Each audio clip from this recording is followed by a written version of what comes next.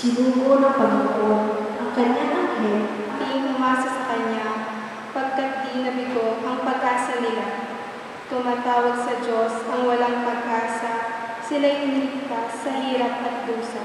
Ang galing ng poon, hanaping masikap, yaong Pagdayaon ang Panginoon. Isang magandang umaga po sa inyo, muli, bayan ng Diyos. Happy Fiesta ni San Pedro at San Pablo. Palakpakan po natin sila. Mga dalawang apostoles, tagasunod ni Jesus, mga haligi ng simbahan. Nakakatuwa sapagkat ang araw na ito, June 29, na tumapat na Pope's Day, ang tawag ay Pope's Day, tayo ay natitipon, mga bata, kabataan, dito sa WhatsApp, sa buong Banawa, buong ng ating mga chapels. Kasama rin natin ang ibang mga servant leaders natin ng PPC at ang ibang perhaps mga magulang din ng ating mga kabataan.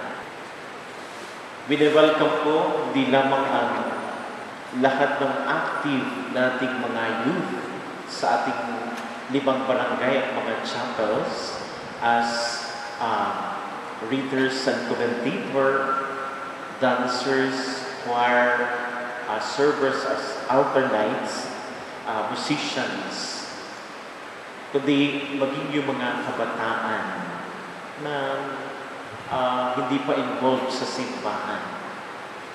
Perhaps manonood lamang, walang nag-iimbita sa kanila, nahihiya naman sila na mag-initiate. Kaya wini-welcome ko sila.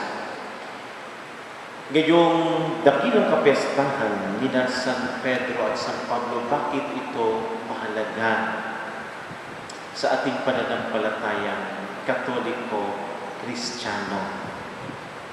Sapagkat kay Pedro ibinigay ang susi ng kaharian ng langit.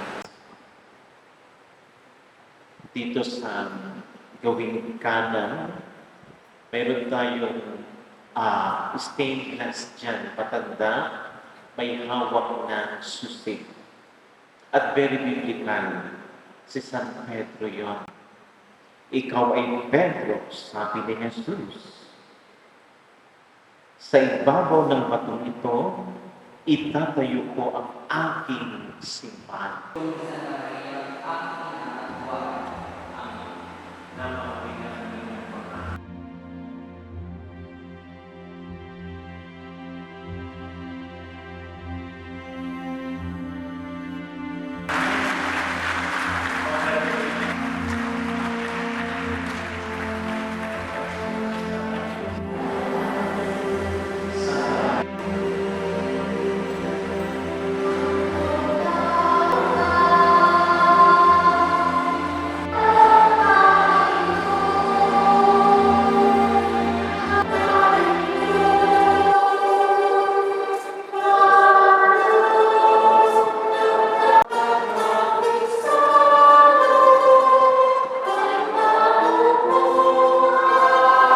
Sa akin, pinag-anak talaga sa iyo, para hindi mo pagkakain ito sa pamamagitan ng Jesucristo, kasama ng Espiritu Santo.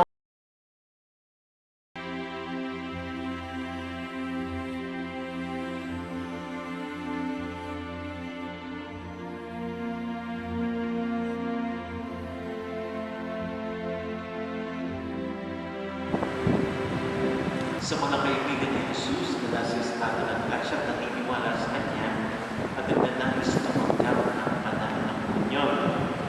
Katawan ni Kristo.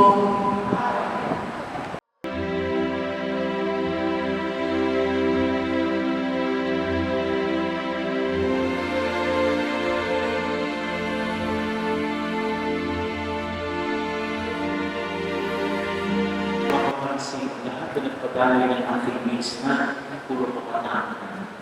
Commentator, leaders, altar nights, scholar, grade 3 ang tumakanta. Grade 3. Maraming salamat sa mga bata. Palakpakan po namin sila.